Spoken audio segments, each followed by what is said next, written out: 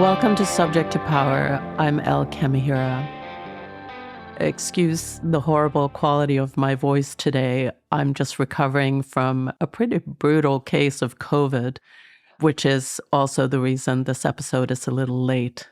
I hope the interview you're about to listen to will make up for all of that. This is the third installment of my series with research scholar of all things matriarchy and founder of Hagia Academy of Modern Matriarchal Studies, Heide Goettner-Abendroth.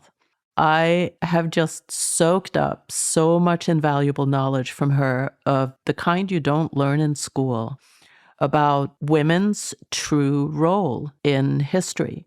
In past episodes, we've covered Heide's work on modern matriarchies, as well as the history of matriarchal societies in ancient Europe and West Asia.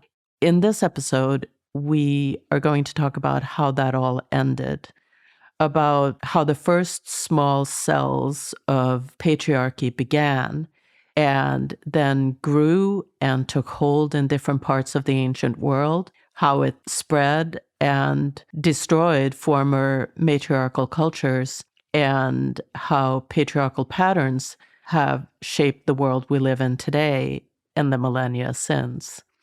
We are also going to talk about the resistance that matriarchal cultures put up. So it's not all darkness. Enjoy the conversation.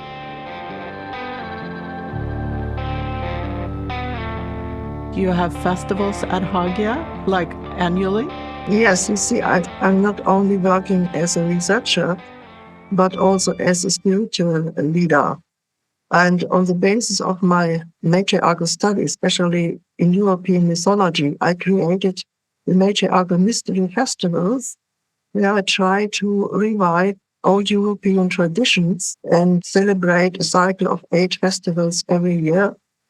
We do it here in East Bavaria, and usually we do it with German-speaking people who come from Germany, Austria, and Switzerland. I never had the plan when I began, but matriarchal societies are spiritual societies, and one day it catched me, and I had to do it. Oh, that's very nice.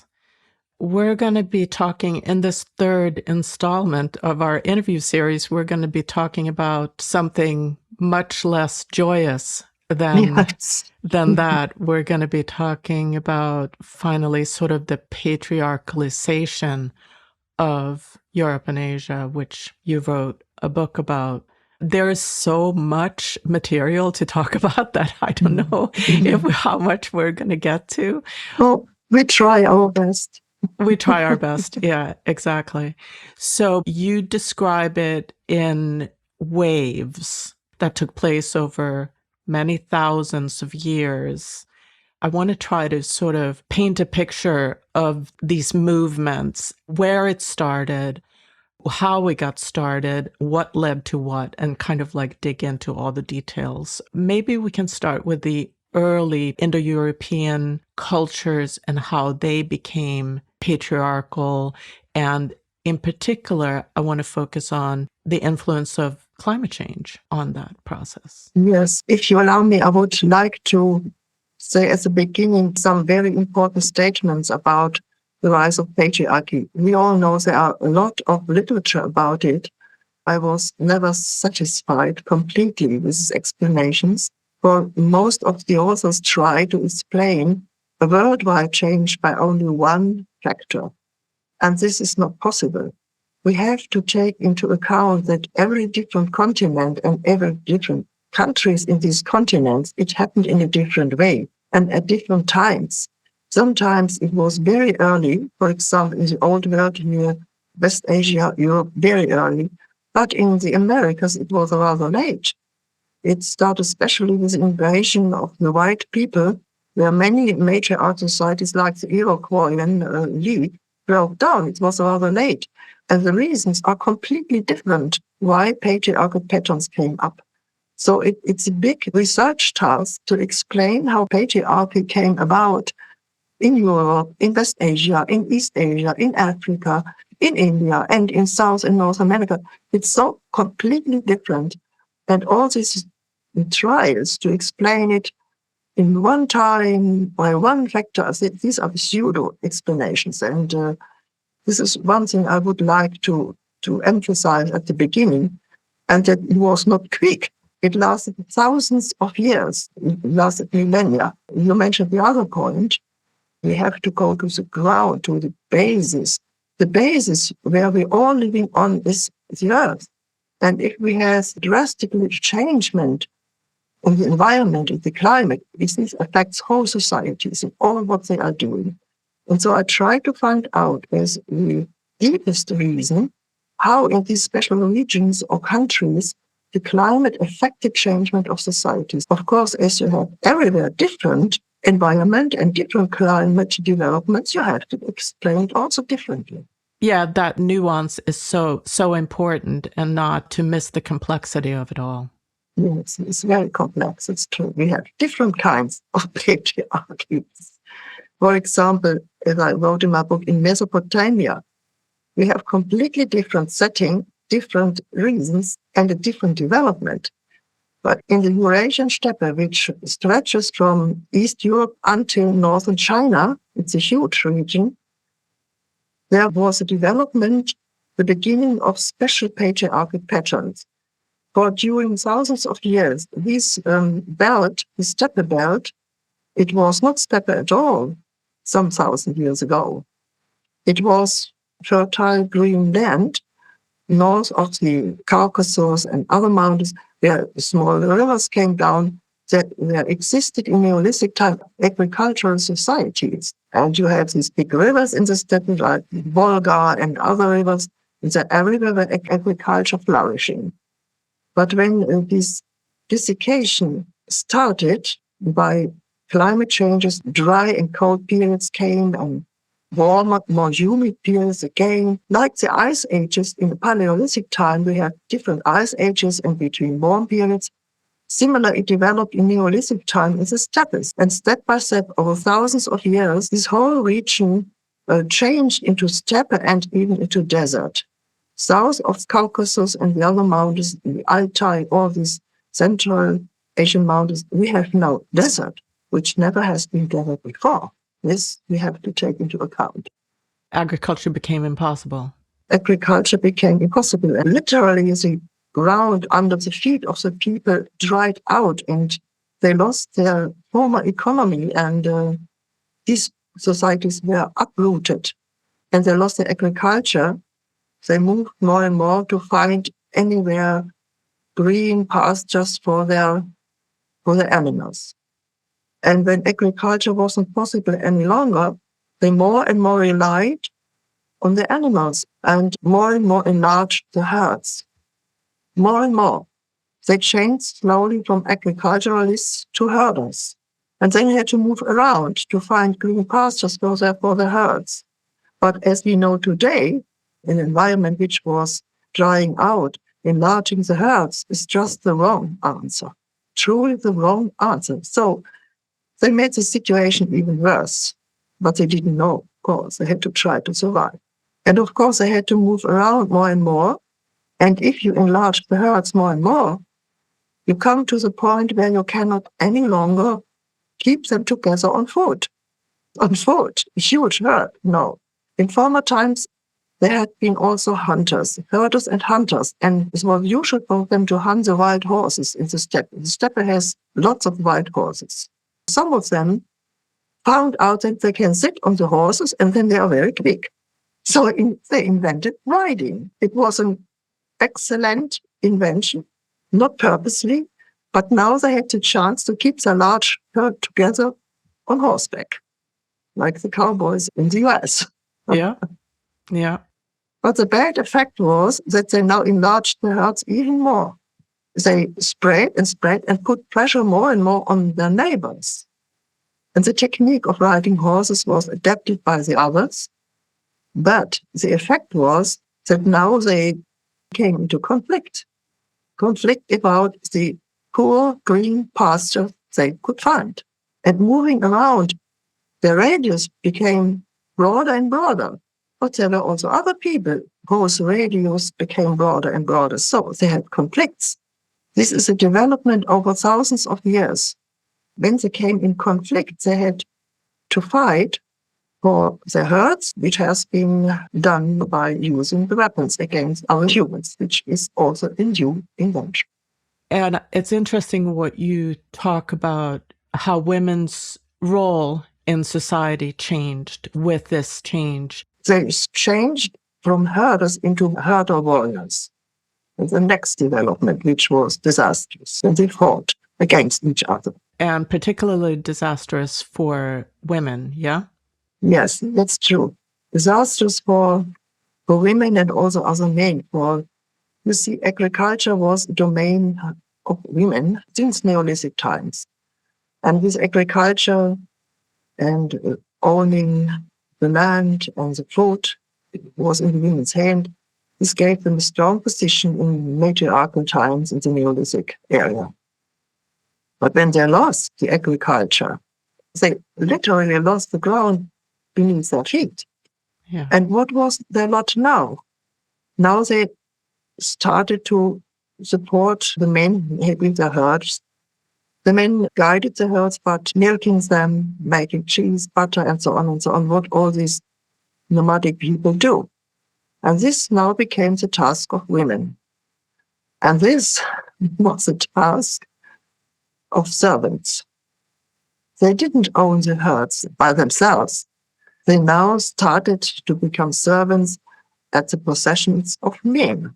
Men had no evil intention, and women also had no intention to become servants, but in the situation of survival, you do all what you can to survive. But the next step was when men moved around more and more with their tracks.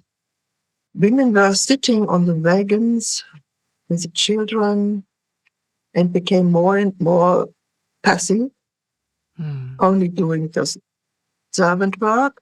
And men were strong, they were riding, they were keeping the cattle.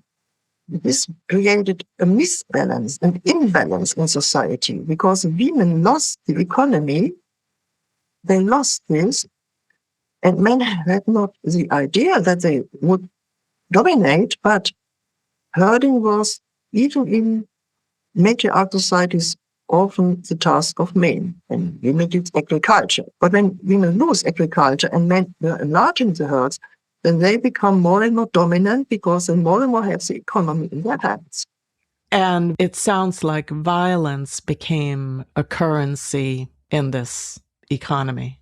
Yeah, that's true. At first, between men, between different tribes, they were conflicting. But this brought about still another step in patriarchalization. For the women, children, and older people were dependent on their chiefs and men who had to win against the other tribes. So now the pattern of the chief, the charismatic leader, and his followers arose, who had to fight for their tribe against the other tribes. And this was a changing of the formerly egalitarian patterns of the society. Now chiefs and his elite people came up, and I asked myself, why did the other people accept this and tolerate this? It was not their formal way of life. But there is an easy explanation. If you are in danger of losing your cattle, your life, and all, then you trust in the big man, the strong man, who will do this job for you to protect you. And of course, he became more and more proud, and they even gave him more privileges, especially when he was winning. He got a lot of new privileges. And so step by step, these patriarchal patterns, which we know today, developed, not by bad will, but because it was in this situation of pressure and fight for the existence, and especially the women had to be protected. But if the chief, the leader, and his followers would not win, then the cattle and the women would have been robbed from the other tribe who was victorious. So women also supported this pattern to be safe. Right. So a willingness to use violence became like a prized characteristic. Yes. Yeah. You see, the violence developed because there was a clash of these different people and conflict about the rare pastures. And so violence became a mean of survival. And this, of course, had effect for the inner structure of these societies, as I just described. For the violent leader, he was not punished for his violence. He was praised that he was so successful and used weapons and violence. So violence crept in as a new ideal. Which is never good for women. Never good for women, because they didn't have the weapons. The weapons were in the hands of the men in former times as hunting gear and now as weapons to fight, fighting weapons. Anyway, they became more and more dependent. This was the development in the Eurasian steppe during these thousands of years of desertification. But you wanted to know how it happened in Europe. We'll get there, but I do think it's interesting. It is such a common myth, I think, that private ownership began with agriculture, which is very wrong. You make a point in your book that private property really began with cattle as private property. That's true. I think this is a new ideology today among archaeologists and other people, that with agriculture and Neolithic time, patriarchy began. Any argument which is given for this view is wrong, because no archaeological evidence truly exists for this. And I think these people project patriarchal ideas on Neolithic times because they do not know how matriarchal societies function. That private property is not possible in matriarchal societies. And we have a lot of evidence that in Neolithic times, the society was matriarchal. So there was not the question about private property. They would not have tolerated this. But archaeologists, the most of the time, unconsciously project patriarchal patterns into history. Some do it consciously. So I think they didn't know it better. And so they distort facts they have from Neolithic times to project this ideology onto the society. Yeah. I think it's interesting, this connection you make between keeping cattle became a whole way of life and economy, and breeding was obviously like a super important part of keeping cattle, and that somehow translated during the patriarchalization of these societies, like it translated into how women were treated. Can you talk about that connection a little bit? I want to answer to your former question, how private property came up. Oh, sure. Yeah, it's a very interesting question. Yeah. How did this happen? For usually, they regarded also cattle as common property of the clans and property of the whole society. And so the men were trusted to do this for the whole society. But how did it happen that private property came up there? This has to do with the pattern of the charismatic leader who found the new solution for survival. Yeah? This happened only in very few societies. The other who had not the solution, maybe they perished. But this society who had invented this could survive and spread. And the person who was so important was the one who invented some new technology. And when he did his job better and better, one of the first privilege he got is that he could keep a part of the cattle for himself. And when he was a good breeder, he could enlarge his private part. But this was against matriarchal rules and egalitarian. People had this deep in the heart, the egalitarian rules. Then he started to give gifts to his followers, gifts of cattle, to bind them close to himself. And so he started to manage his property as a mean of politics. Yeah? Then it started. It was very slowly development. It was not only one person, but maybe a whole range of persons who did that until this pattern was right. And the people accepted it because over generations, they became used to these patterns. And so private property started in the hands of the chiefs. And cattle can become very easily private property because you can count the individual cattle, the cows and oxes and bulls. And then these chiefs started to use their property to appease the people. And they made festivals and gave a lot of their private property to everybody at the festivals, and everybody was happy, and he could go on in his way. Yeah. And whoever gave the most or was most generous. Yes, he was generous, but behind this scene, he had private property. Yeah. So you see how matriarchal patterns slowly were changed into something else so that the people could not quickly look through this, how dangerous this could be.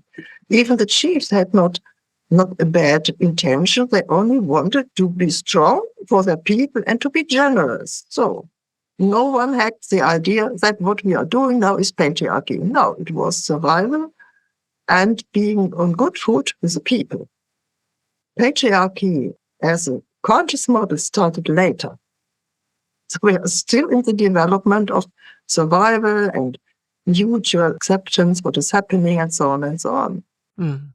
But a hierarchy began to form where there were certain people a little on bit, top. Yeah. It was a little bit stratified, but you see, hierarchy is when the chief and elite could set their special position in stone. This was not possible at this time, for the leader had always to prove his capacity to protect the people. And if he couldn't do, he was upseated and maybe another one did it. This was a little bit stratifying the society, but not a stable hierarchy. Hierarchy is started when the leader and his followers could form a dynasty, so that they were always at the top.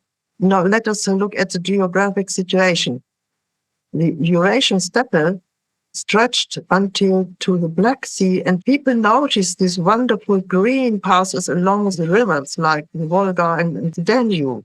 And so, of course, they invaded this country too, and now they started to be in Europe, the Heide warriors. But also around the Black Sea, there were a lot of former matriarchal societies, very fertile country. Today it's Ukraine. They also tried to invade this, but there existed already people before them, very strong and wonderful developed high cultures like Kukuteni cultures and others, which Maria Gimbutas has described and discovered so excellently. And now imagine their situation. They came as Heide warriors and see high culture developed with a lot of skills. What shall they do? Shall they go back to their deserts, or shall they try to keep the land away from these people? But if they want to take the land away, they have to fight against these agricultural societies. And they started with this, at first with smaller ones and later with bigger ones. Now starts a new situation in history. This is conquest. Now they started to conquer other people. And in this situation, now a true hierarchy developed. For the conquered people were now subdued and became the servants. Either they were killed completely, or they became the servants for the new masters to work for them the land. We have both situations. Imagine the situations they have conquered a rich culture, put themselves at the top. So what to do? They had to keep these people down by the use of warriors, of weapons, of suppression. Now they had in their consciousness that they had done a wonderful deed. They were now the elite, the better people, because they could do this by violence and weapons. And the other one was stupid because they don't have violence and don't have weapons and work for them. Now the idea began that they have invented or created a wonderful society, patriarchy, patriarchal patterns, which were wonderful for themselves, but very disastrous for the suppressed people. This is the point when patriarchy began. And we know all this ideology, like the others are not humans, or they are barbarians. This went on in history, patriarchal history, on and on. They are not worth to be regarded, and so on. And the elite and the king or whatever, they are always the better people, the true people. And now they cemented their hierarchy. They must cement it, otherwise they would have been lost in the majority of suppressed people. So now they cemented their hierarchy, created dynasty, and so on. This is the true starting point of patriarchy. Right, and so many things. So you have an invader class and a suppressed native class. Yes. Who's exploited by this invader class. Sounds like America. This is the basic pattern of each patriarchal society. Yeah. Now you have two layers, but in the development of patriarchy, they have below them many, many layers of suppressed peoples. Yes. Not only the conquered people, but also women, poorer men, colored men, and so on. They are all below the elite and are not true humans. We know that. Obviously, this wasn't a one-time thing. This took place literally over thousands and thousands of years, but in distinct waves. Now we are talking about the situation in Europe with these waves of invaders from the steppe. And this is the excellent work of Maria Gimbutas, who found this out. And she described the effects of these waves of warrior herders from the steppes on Europe. As she said, the first wave only could establish this two-layer society close to the Black Sea and East Europe, Hungary, and along the Danube. It doesn't reach very far. And all the rest of Europe remained what it was before, different matriarch societies. The second wave was more disastrous because now, via the Danube, these new patriarchal patterns and this culture stretched until Middle Europe, Austria, Germany, and so on. And the third wave patriarchalized all of Europe in the end. The battle axe warriors really stretched until Western France and so on. The latest area in Europe were the British Islands where they arrived. Of course, there are different types of waves, and I do not want to go into the details because this is really very meticulous archaeological work to bring this out. But Europe was invaded by these steppe herders, and through thousands of years, they spread more and more into Europe and subdued all the different matriarchal societies there. And sometimes they not even subdued them, but killed them and took their pastures and went on and left behind burnt land, nothing else, all destroyed. This happened in Greece. This happened also elsewhere. It was a disastrous and catastrophic situation lasting a long time. Yeah. And now we have DNA science that literally shows this. Yes, this was wonderful when the DNA technology, some very intense researcher from Scandinavia did this, which confirmed Maria Gimbutas' findings. For she was so heavily attacked for her work by the archaeological establishment. But then the DNA proved that the Indo-European way came with males only. These are the herder warriors on horseback and invaded many European countries. And what is interesting, from the suppressed people, only female DNA was left and the male DNA disappeared completely. And the female DNA mixed later with the conquerors. I think the fact is easily to understand. They conquered such an agricultural high culture and killed all the males because the males could be dangerous for them, and took the women by force, married them by force, or raped them, because as an all-male conquering group, they could not survive without women. They needed children. So the women were important for them. But the women then were nothing else than, than property. Yeah. Like their cattle were their private property, women who were taken by force are now their property. And this debased women deeply in their status in the societies. They were the property at first of the chiefs. He could take as many as he wanted, and then of his warriors, and they did it by force. And when they had children with these women, But step by step, they have to deal with the children. They cannot continue with this violence against the daughters and so on.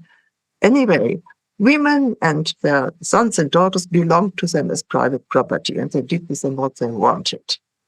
But an interesting fact is the more you see these DNA waves going to Western Europe, the more the indigenous European people, the DNA became stronger.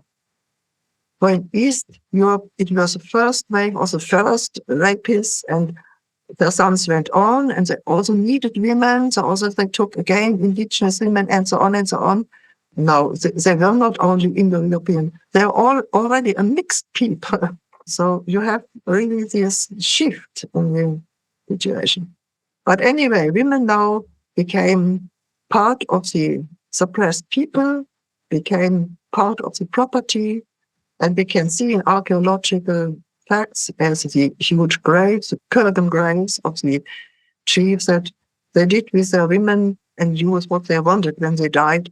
The women died with them and were sacrificed and were buried in their graves, and very often also the children of the women and some servants and so on. So this practice of human sacrifice came up, and it started at first against women. Part of the patriarchal patterns. Yeah, it's part of it. Yeah. But which never ended. As we know from such practices as in traditional Indian sati of women, the widow of the husband, it never ended. Yeah. But it started there at first.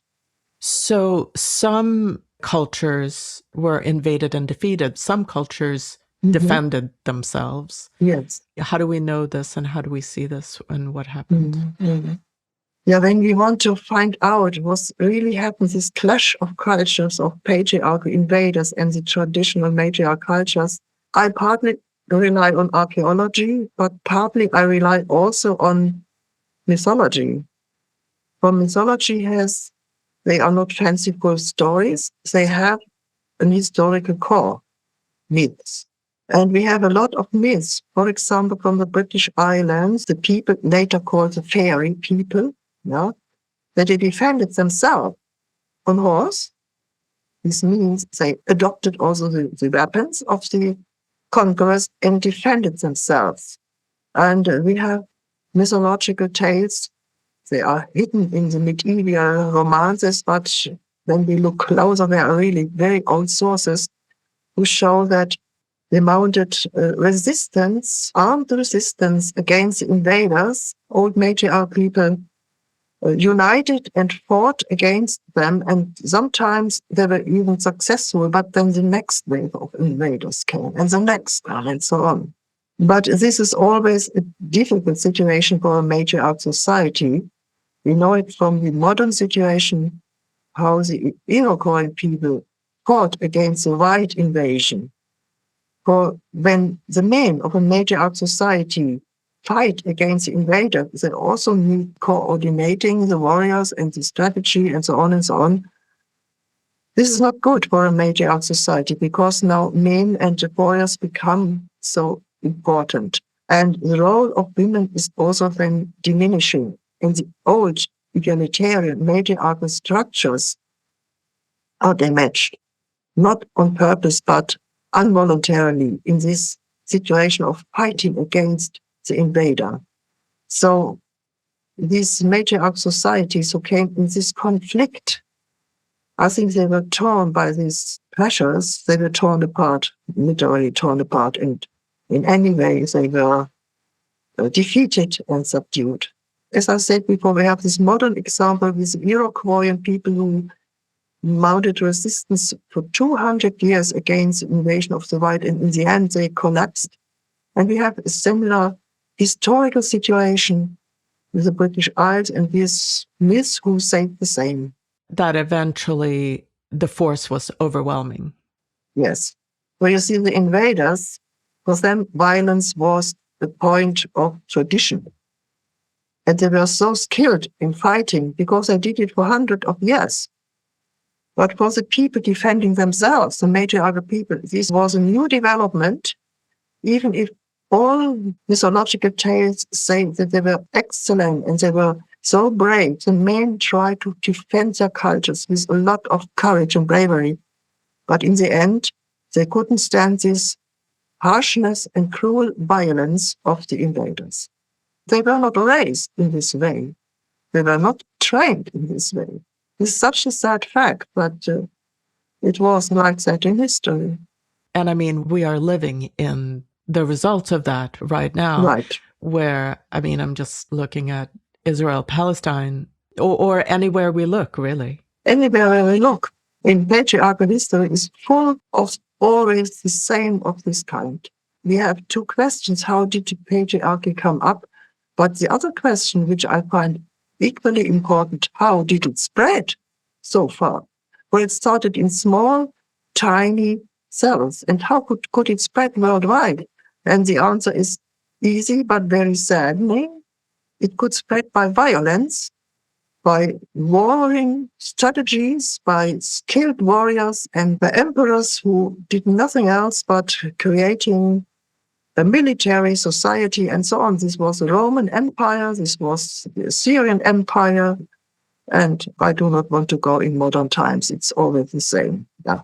We know it. We know it. We know it.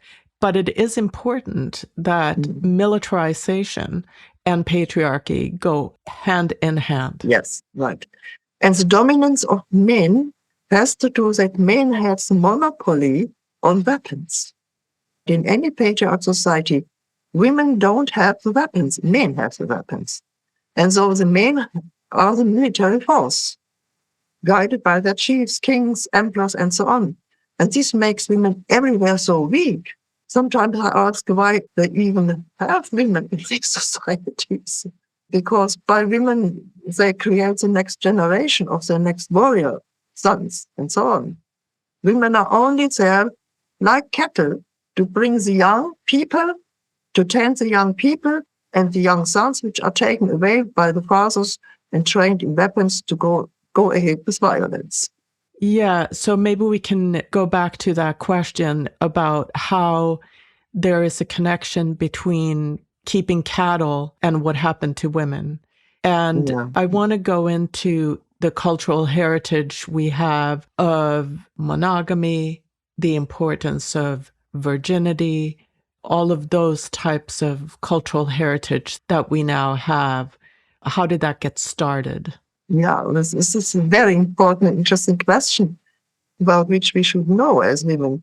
Imagine the situation that this elder warrior group subdued another society, another agricultural society, but they don't have women, but they need women. Otherwise, they would die out with the next generation. So they had to rape them, but the women would not stay with these people, of course. So they had to lock the women in, that they would stay with them. The main reason is they needed women to get their real sons. Sons who should be like their fathers, warlike chiefs, trained in with weapons and glorious winning every battle. It's the ideal of the son. No? Right. So they needed the women, even the women of the subdued society, the oppressed society. So they had to rape the women because these women didn't want to be with them voluntarily. But then they had to lock the women in that they would stay with them and be as the sons, the real sons. And that every chief could recognize that he is a father of the son, so develop the father line. He had to create monogamy for the women.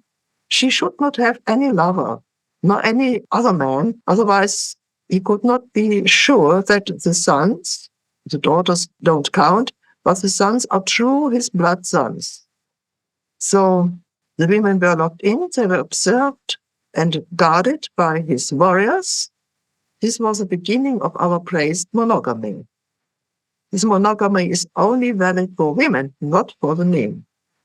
And this is a situation which always went on in patriarchy, even in modern marriage, where the women have to be true and good wives and so on. Now we have it not by force, we have it by ideology, but the men do what they want, of course.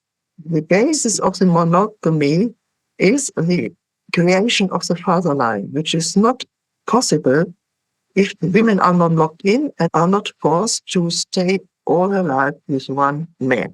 Some people say, and me too, the mother line is natural, but it's the birth line, always clear. But the father line is artificial. It is by law and by force, for it's not natural. And virginity is the same point. A man needs a woman as a virgin. If she would not be a virgin, she could have children from another man, and he was not sure about his father line. So she must be a virgin and guarded by her brothers, punished by death if she doesn't do. As a virgin, he was given to one man, and he continued to guard and observe her. And if she was an adulteress, she was also punished with death, because now he could not be sure any longer about his true sons in the father line. The creation of the father line was not a wonderful idea to have good fathers and so on. Maybe today we have good fathers, maybe. But it was a matter of force, of violence against women from the very beginning, of power of men over women. This is the point. And making women a means of producing sons. Yes, so an instrument. An instrument. Yeah. And where this instrument was born to a father who then passed her on from father's ownership to husband's ownership in order to produce more sons. Yes.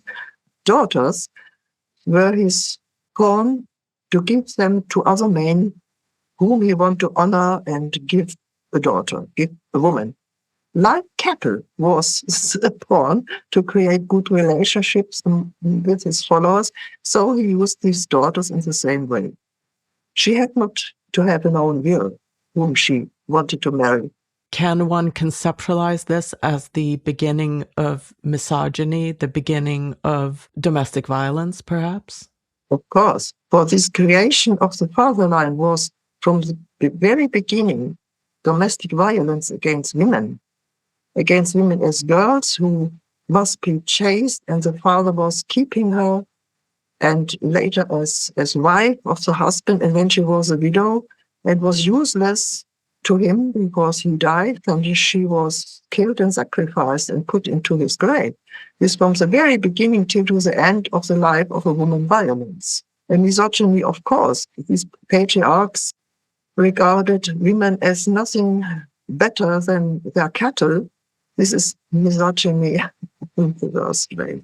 Right, a life of social humiliation. Yeah.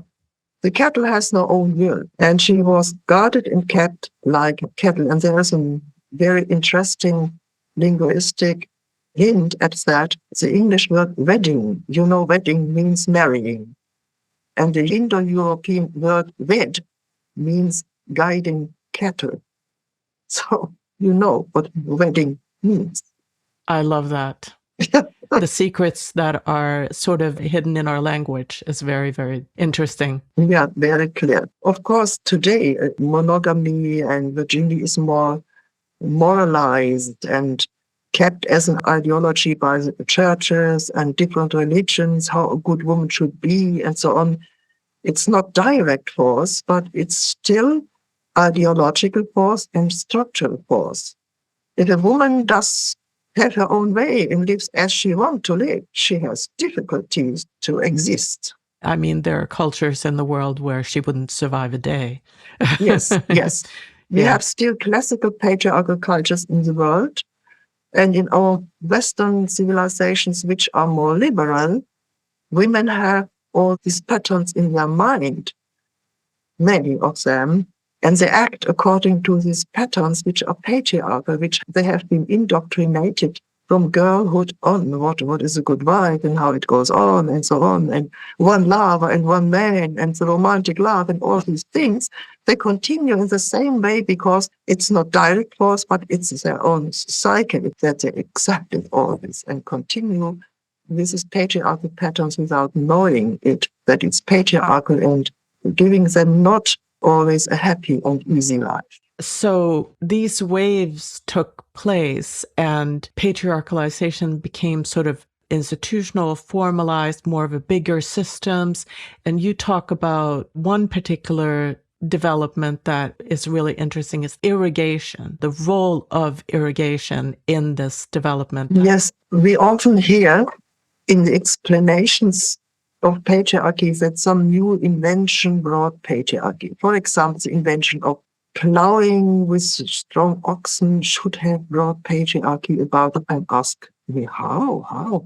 Because the men and oxen were so strong, that's not the reason that patriarchy came about. It's very simplistic. The same as any other technology, the same with irrigation. Many writers think that in Mesopotamia, patriarchy came about by the invention of irrigation. But I didn't find any trace of this. For the development was much more complex. It's again this pseudo-explanation that one technological invention brought patriarchy about. So the situation is more complex. We have in Mesopotamia, especially at the northern tributaries of the Euphrates and Tigris, very old and far-spread matriarchal cultures, which has been found out by archaeologists. They found egalitarian architectures, they found goddess figurines, they found sculpted and painted vases, all what we know, the characteristics of matriarchal societies. And Mesopotamia itself at that time was swampy and full of mosquitoes. It was not habitable. Nobody could live there. But later, when the climate changed and Mesopotamia became, the land between the two rivers became drier and cooler, people moved more and more along the two rivers southwards because now it became habitable. And of course, the farmers, the matriarchal farmers, invented irrigation because it was very easy to water their fields because the Euphrates is higher than the land below. They only had to make a small canal from the river down to their fields, and the water came down on itself. Very easy, but it is irrigation. And in this way, these matriarchal cultures which lived at first at the shores of the Euphrates and Tigris did a simple way of irrigation, which helped them to develop agriculture even in this very hot and dry country. And you don't see any trace of patriarchy with them. So the reason must be different. And it was different for when the surrounding countries surrounding Mesopotamia became more and more deserts and more drier. The more and more people tried to immigrate into the green lands between these two rivers. So I call it crowding in the paradise. It's a short formula. These crowds of people who came in, organizing this was the question now. And it's very interesting to see how in basically agricultural society, like Mesopotamia always was, changed into patriarchy. No herder warriors, no riders on horseback, nothing like that. But the problem was organization, the many, many people who came in. So they had to dig always more and more canals and to water more and more fields. And this must be organized. And they invented a very intelligent system of administration. The most important administrators cared for the main canals, others cared for the smaller canals, others cared for the little canals. So they created a hierarchy of people following the hierarchy of canals, a natural hierarchy of canals, without any bad intention. They not even thought about hierarchy, but it was there. In the beginning, they did not misuse this hierarchy. They even had a king who was responsible for this whole network of canons and administrators, and he was responsible for the well-being of the land. But what is important, as it were matriarchal societies, they had temples with priestesses, and in difficult times, the surplus which was hoarded by the priestesses, not by the king. In difficult times of famine and so on, they again gave the surplus away to the people. So it was a perfect, good economy, a balanced economy with no patriarchal usurpers who took it for his own. This was a way until patriarchal invaders came in, like the Akkadian people, and they changed the situation. They conquered the Sumerian cities, put their king at the top of them and introduced patriarchy and patriarchy. Akkadians were desert people who came possibly from the Arabian Peninsula, had changed already in the long course of history into patriarchal people, and they conquered Mesopotamia. And now the process of becoming more and more patriarchal started. The Sumerian cities fought against them, but they were not so strong. And then these cities who were patriarchalized started to fight against each other, because always more people from the surroundings who became more and more dry desert came in. And now the city became bigger and fought against each other for the rare agricultural land. Women lost their land. And we have a situation like we have it sometimes today. The peasant people fled into the cities because from their tiny plot of land they could not survive. In the cities they became the poorest, sometimes even slaves. The situation of desertification went on, and even the two rivers, Euphrates and Tigris, had less water, but the people became more and more. But the land didn't increase. And so out of this situation developed a very strict state hierarchy, patriarchalized by influence from the outside. The cities were competing and developing wars of weapon and the king of weapon. And then a wonderful situation, ironically, developed the one who unified them all.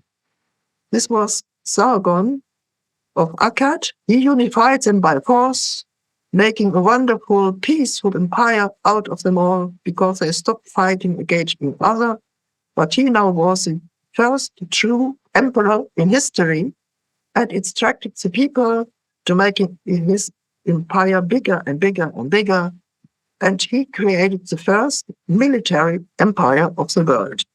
What I found so strange when I read this history is that modern archaeologists find this development wonderful.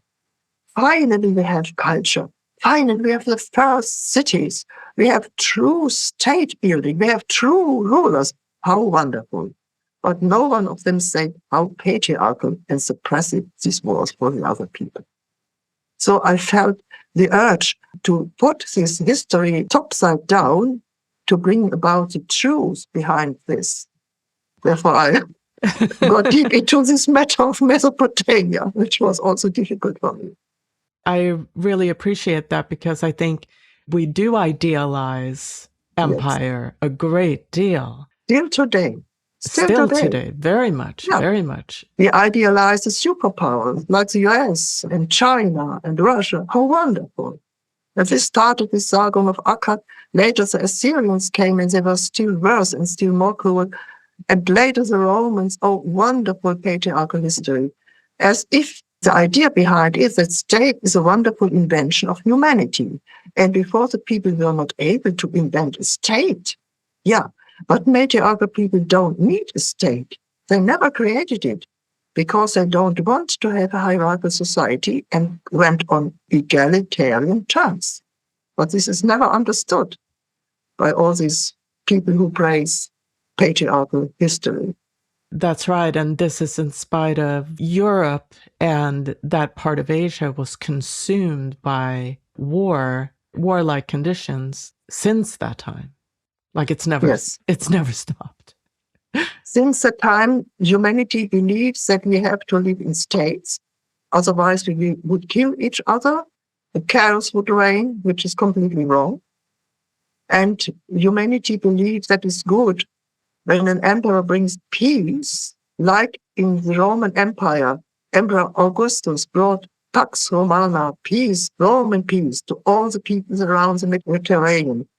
But what was mean to Pax Romana? It was conquest of all the people around the Mediterranean area and forced and subdued by the Roman military apparatus. This is the kind of peace which patriarchy brings. Peace by force. Peace by force, yes, it's true. Peace by oppression. Yeah. But you see, the ideology is always still virulent today that it is good to have unified states and unified big superpowers because they bring peace to so many people. But the conditions and the price, the costs of this is never taken into account.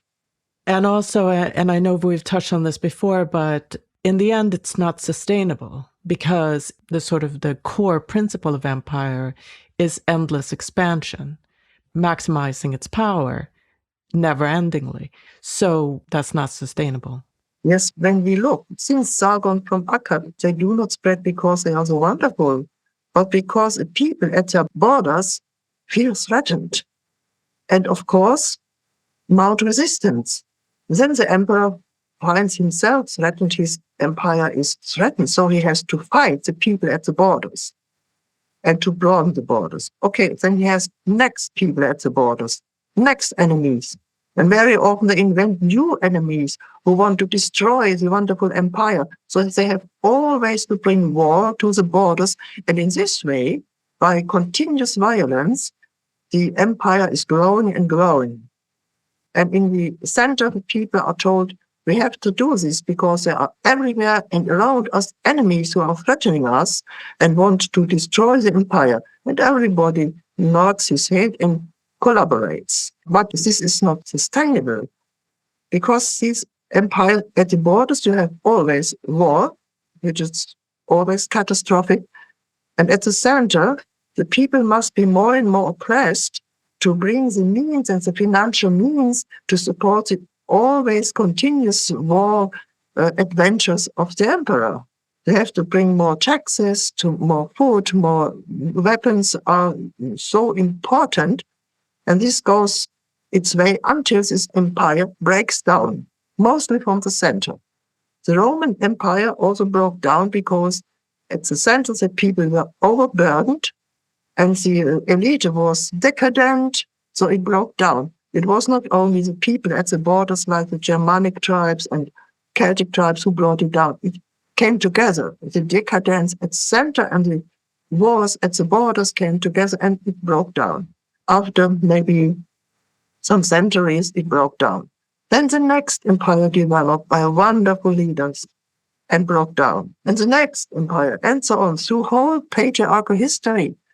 This is total contrary to sustainability and costs millions of lives and culture and environment damage. Yeah, the damage is vast everywhere we look. When we look at our situation today, we see all the results and effects from this about 4,000 or 6,000 patriarchal history. And it brought us to the brink of extinction today because the same principle went on. As you say in the book, patriarchies is based on a wealthy elite at the top and a disgruntled and dissenting bottom. And that causes inevitable strife. It will always cause inevitable strife, like an internal struggle. Whereas if you have an egalitarian society and you make sure everyone's needs are met, you have peace. You don't have that eternal internal struggle. Yeah, that's very true. For pressure of the power from above always creates counter-violence from below. What we can see with the many revolts and revolutions and upheavals in all patriarchal history, the upheavals of peasants, of the lower classes, revolutions which were very bloody, and in the end you have the revolutionary man as a new elite. It's never quiet, it is never peaceful. It's always in turmoil and always, how to say that? Misery. Yes, always the same misery. The people who suffer the most from this misery are women and children. Yeah, because they have no part in this development and are those who have on their shoulders the whole burden of this. And children, yeah, it's astonishing that even children grow up in such situations. Yeah, truly. Because women are so strong and care for the children. It's the only reason why children even grow up under patriarchy. But in this way, women are, of course, exploited. I wanted to get back to a point that I find interesting that you make in the book, that archaeologically, what you can see in former matriarchal societies who've been overtaken by patriarchal society, there's a huge difference between the culture that they destroyed and the culture that they then, the kind of the overlay. And the peaceful matriarchal culture is refined, sophisticated, artfully developed, whereas the cultural artifacts of patriarchies is rough, utilitarian, uncreative. And I have found that extremely interesting. It's almost like telling us something. Of course, these patriarchal conquerors, they lost parts of their culture because of these survival strategies. They focused and emphasized developing warlike virtues, which make their minds narrow. Culture is not good for war. Huh? Culture makes you soft and weak, and so you have to focus on war. So they lost big parts of their former culture which they had. And so when they conquered a richly developed agricultural society, which is superior to them, they started to adopt their cultural goods, like religion, like arts, like handicrafts. They adopted this, but changed their meaning. We can see this very easily when we study Greek mythology and know about big father Zeus with his thunderbolt. He makes down all resistance in his family. He is a new invention. And his wife, the goddess Hera, which in former times was an independent great goddess, is now subdued like her people are subdued.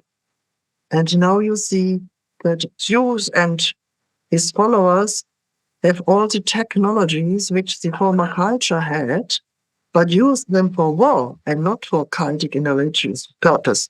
I take only one example. His thunderbolt was a cultic instrument and symbol in the former cult of the goddess Hera.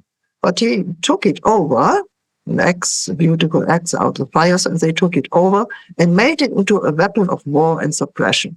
This is only a little example to show how they took over the culture of the former people, transformed it into a hierarchy. All the former independent goddesses and gods are now made into the sons and daughters of Zeus. So they create a hierarchy which is a mirror image of the society, what happens there.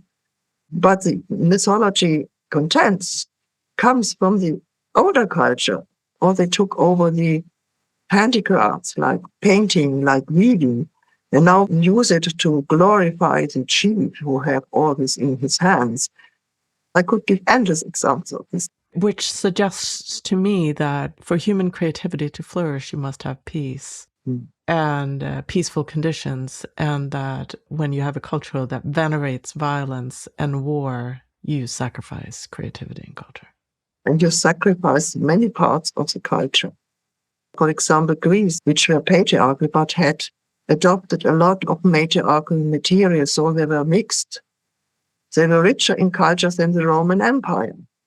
When the Roman military empire took over Greece, they simplified the religions, the cults, and the goddesses, because now military were more important than culture. You can always see a shift. The more they became military, always a shift into more and more military strategy and weapons, and more a loss of culture. Yeah, it's clear. Very clear. Yeah. Not only at the beginning, it goes on today. I wanted to circle back to Amazons, which I know is a sort of a subject of fascination for many, but I think hard to understand. There isn't much good information around this. So I would love for you to explain why it's so hard to sort history from myth and assumptions. We can understand the phenomenon of Amazons only in the context of this huge shift from matriarchal society to patriarchal. Otherwise, when we look isolated at this, we cannot understand, or it's romanticized, or it's ridiculed. I try to understand this phenomenon in the context of the shift and the long-term changing from matriarchal societies into patriarchal ones.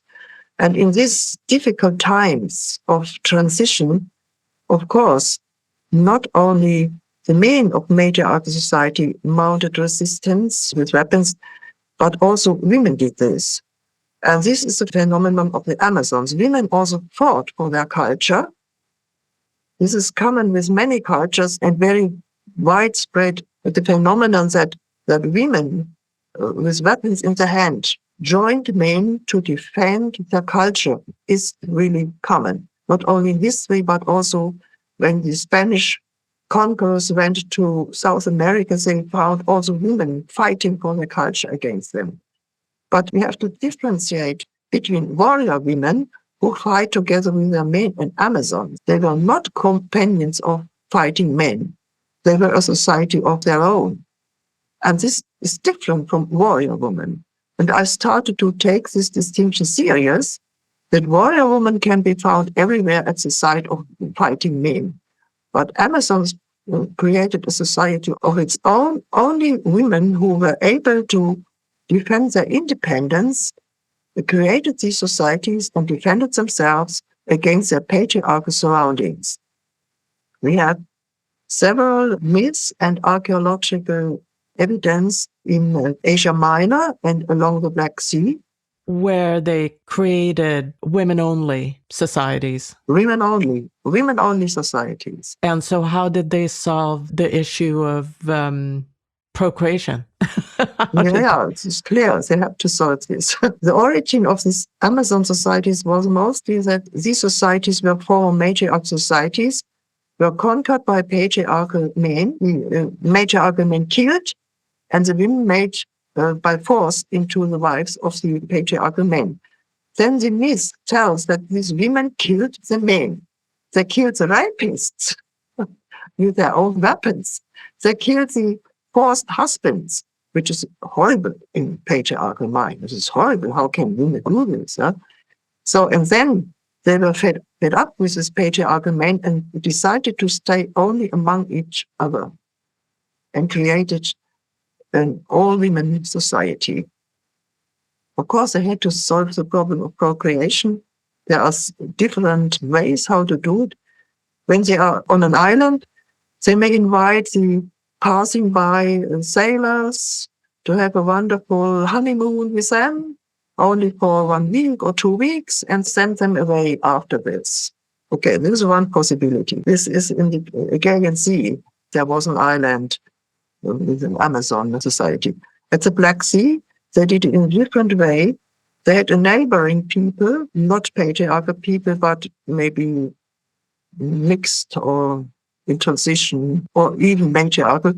Then at a special festival, the festival of love, they invited the men from the neighboring people to be their partners, their love companions, and celebrate with them wonderful on a special cultic place. After that, they also give them presents and send them home to their mothers and sisters and fathers and so on. Okay. And then when they bore girls and boys, then they kept the girls with them and sent the boys in the age of 7 or 8 back to their father in the other society. This is a common way how Amazon societies manage this problem. They try to have good neighborhood. Yeah, good relations. Good relations, which is for them a peaceful solution. And with the island, when the sailors, of course, they could have killed the sailors, but maybe some did. But why should they kill the sailors when they can send them away, far away? In this way, they defended their independence, their freedom. I call this not the matriarchal culture in the full sense, because the men are lacking. But anyway, it's an offshoot of a matriarchal culture, what Amazon societies did. A resistance of sorts. A resistance, yes. But you find so many strange ideas about Amazons, but when you look close to this phenomenon from the societal perspective, it's quite natural and explains all this in an easy way. But of course, nothing is more terrifying for a patriarchal mind to have women who defend their freedoms themselves by breaking the monopoly of men with weapons. having weapons themselves. This is threatening. The scariest thing in the world, you know. Yes, thank you. It's scariest thing in the world. And they are always telling this is horrible. They are horrible that no woman of their society would have this idea in her mind and mount such a resistance. Yeah. That's right. And I don't think it's a coincidence that aggression in women is so feared and derided, is viewed as extremely unacceptable. We should be soft and submissive and feel ourselves inferior, even if women are strong and do a lot of work, do the most important work in the world, creating new life. But we always should feel as weak. A strong woman, a fighting woman, a woman who fights for her freedom is not accepted in patriarchal ideology. I wanted to talk a little bit about Crete. I try to do it in short. Okay. We have, of course, during the patriarchalization of Europe, there remained some niches and some cultures who were not patriarchalized so quickly or not fully. And Crete, by the advantage of their isolated situation as an island, Crete could go on very long with its highly developed matriarchal culture until 1600 before our era, which is very late, for in the meantime, the surrounding was patriarchalized. And it's very interesting. The researchers do not know how to describe Crete. Some say it was patriarchal, some say women were important, and some say we don't know. Of course, they do not know what are the matriarchal patterns.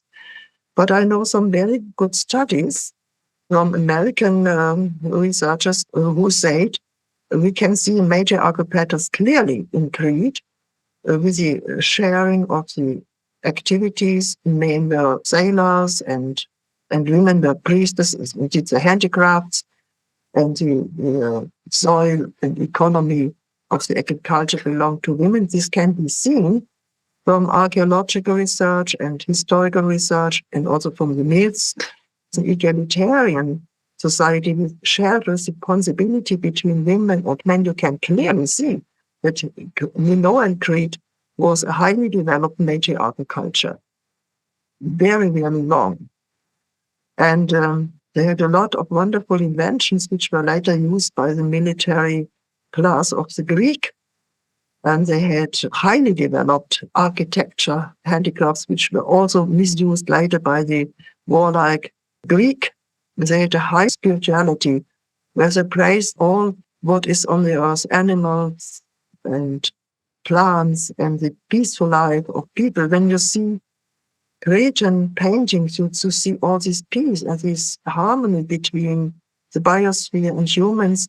You don't see warriors and weapons on these paintings. It's really very beautiful. This is a wonderful example of the last fully developed matriarchal culture in Europe. Crete is, yeah. Crete, Minoan Crete. Yeah. Minoan Crete, yeah. Yeah. And how did it end? Yes, it was astonishing that they could keep their independence so long. Meanwhile, Greece and Asia Minor were all patriarchalized. But they did it by their high skill of seafaring. Keeping their independence, they were very good traders and brought their cultural goods to other countries which were much estimated. And so they kept their independence. It's a tragedy, the way Crete collapsed. And the tragedy came from Mother Earth herself. For the neighboring island of Sierra, today Santorini, which is a volcanic island, exploded. And the whole island was a volcano, and the whole island was blown up into the air and collapsed completely. And this created not only ashes and thunderstorm and all things, but a huge tsunami. And this tsunami destroyed the Cretan culture, which were situated at the northern coast. The Cretan people tried to rebuild their culture, but the disaster of this volcanic eruption affected the whole eastern Mediterranean. The Egyptian plagues, which are described in the Bible, were a result of this. And many harbors and cities along Asia Minor collapsed because of tsunamis. So it lasts a very long time until the area could recover. In this situation, the Indo-European cattle herders and warrior kings who had already settled in Greece took the advantage of the situation and now conquered Crete. They had their eye very long already on this island because it was flourishing and rich and beautiful. But now they took their chance or the opportunity and arrived as conquerors on ships and subdued the rest of the Minoan culture and made themselves the kings and the chiefs of this island. They kidnapped the artists and the handicrafts, these skilled people, and brought them to their own palaces in Greek island and let them build wonderful residences. So that's how the Minoan culture ended. Yeah. Very, very sad. Mm-hmm. But what is very interesting, this Minoan culture had a deep influence, not only on the Eastern Mediterranean, but they also sailed the Western Mediterranean, and they sailed around the Spanish and French coast and arrived in the British Islands. We have some linguistic and mythological traces that parts of Minoan sailors and cultures arrived there and formed one of the first early matriarchal high cultures there. So they had a lot of influence on Europe before this culture collapsed. Interesting. Mm-hmm. Interesting. There's so much. I don't know how you keep it all in your head. Or because I'm so fascinated. You see, I wrote about this and you have time to think about it a long, long time so you don't forget it. Yeah. Yes, it's for me fascinating. It is fascinating, yeah. How to say, to change our perspective of history. And now not only this ideology and patriarchy, to look what is the bottom of all this, and then you get a completely different picture.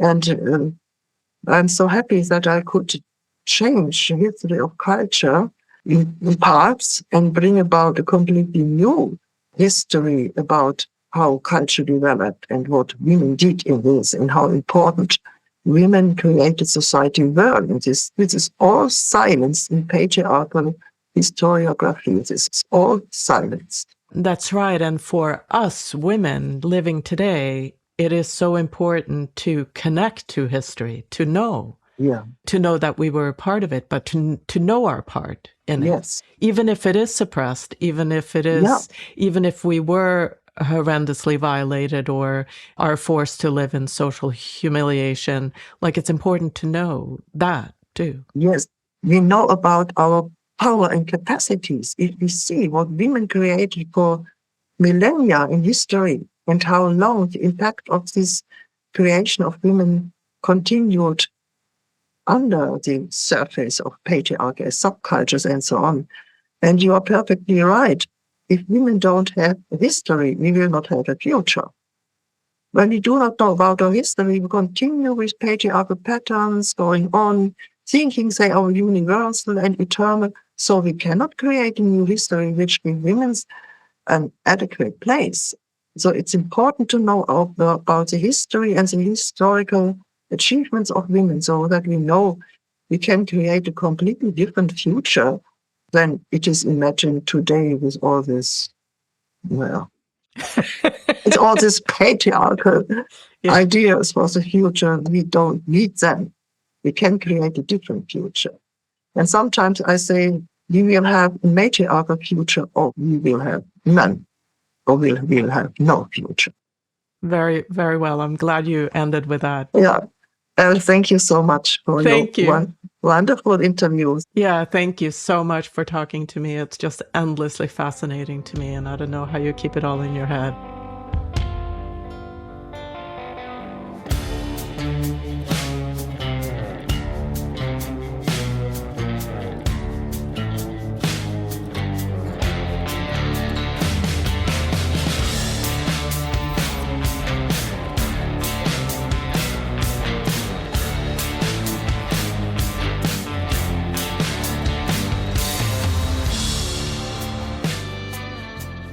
Thank you for listening to Subject to Power. You can find the show online at subjecttopower.com or subscribe to the show wherever you find your podcasts. I'd love to know your thoughts on these conversations, so please drop a note on the website or find us on social media. The best way to support the show is to rate and review Subject to Power on Apple Podcasts. It really helps other listeners find us. Subject to Power is written, hosted, and produced by me, El Kamihira. Audio engineering is done by Jason Sheasley at Abridged Audio. Cover art by B. Johnson, and music by Beware of Darkness.